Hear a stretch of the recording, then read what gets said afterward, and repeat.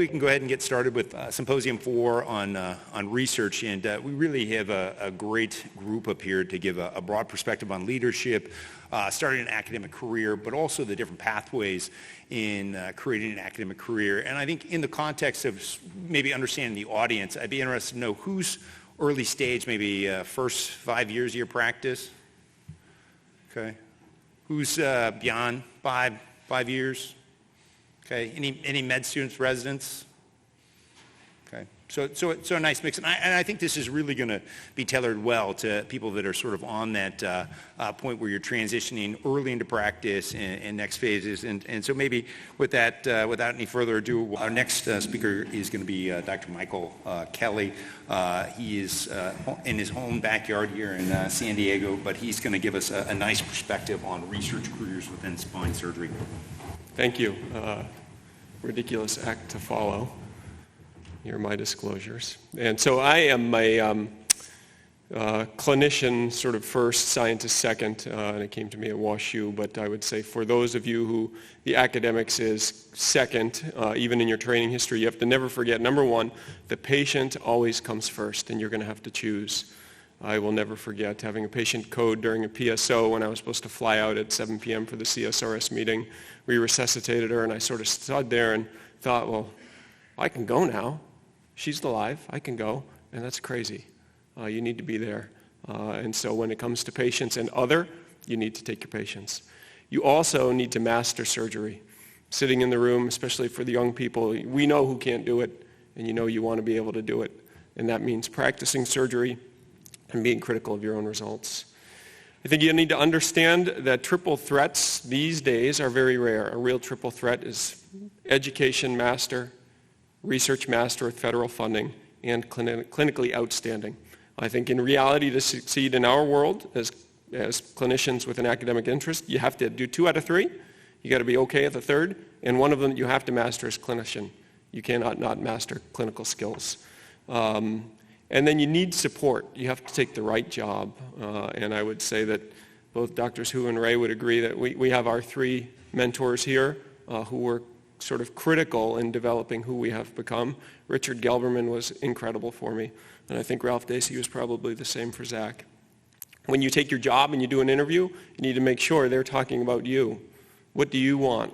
How can I help you? What I will give you to succeed and reach higher heights than you probably know you can achieve, as opposed to the conversations all of us have had with people we admire, and then within 30 seconds you're directed to a conversation about what they have achieved recently, what they are doing, what they are going to do. That's not exactly what you want in a boss. You also, it's on that slide, you need to make sure you're joining a group where you have partners rowing the boat in the same direction. And again, understand that you're not going to perfectly align with everything, but as long as you have the same common goal, you're going to be pretty happy with your job. When you're developing your skill set, you got to know that you have to do everything when you start, but get help when it's out of your wheelhouse. You don't want to start your practice, in my opinion, this is all opinion-based, but saying that I want to be the next only cervical spine surgeon at this institution. I think you need to learn how to do everything. There's something to learn from everything, and over time you can sort of cone your practice down, but from the beginning you need to get reps. You need to figure out how to get your surgical hands. As you're starting your practices, you need to be available and affable. Sure, I would absolutely love to see that infected smoker.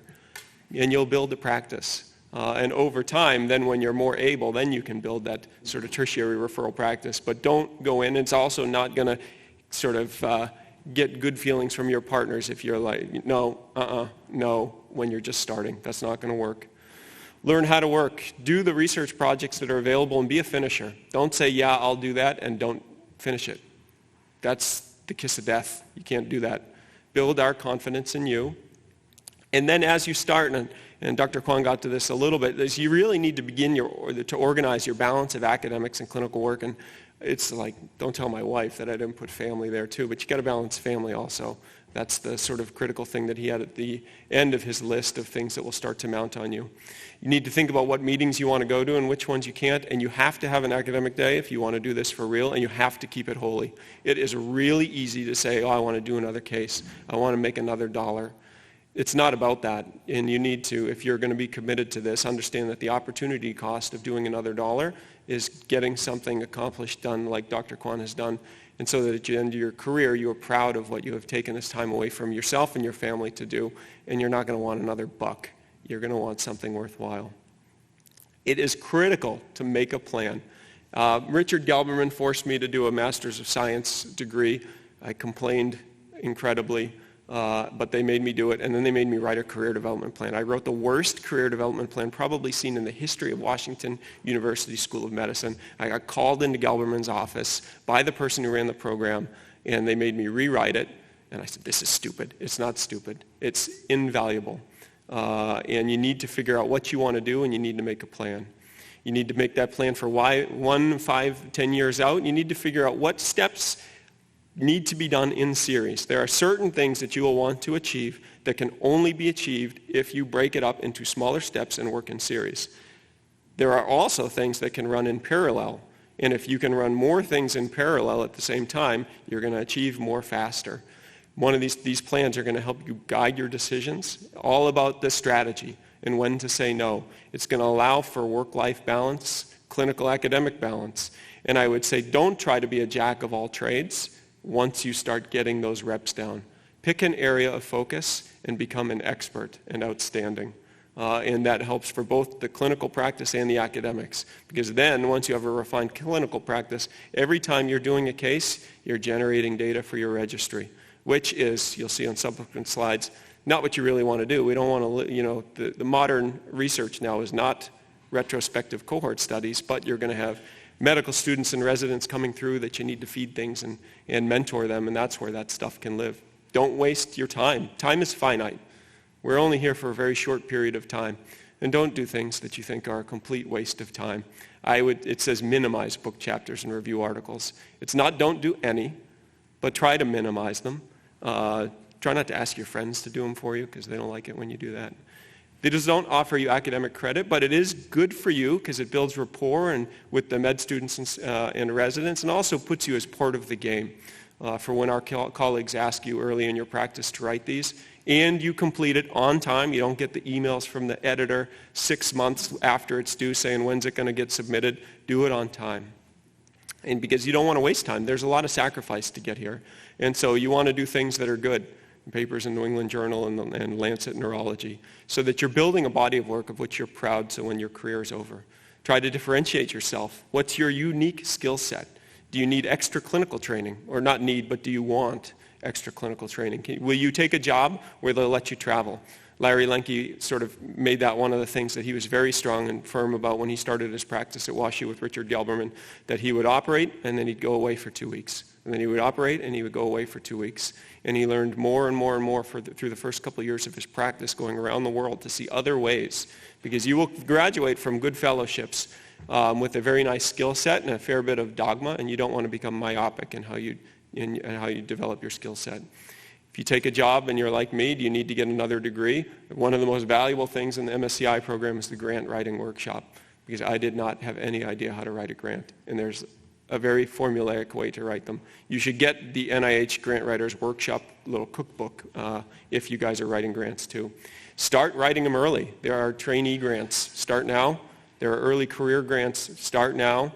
If you have the pathway for K awards, do it. I think I look at Zach a lot and what Zach has achieved, and it was not by luck. It was a very, very sort of specified plan with things in series, and he has been incredibly successful.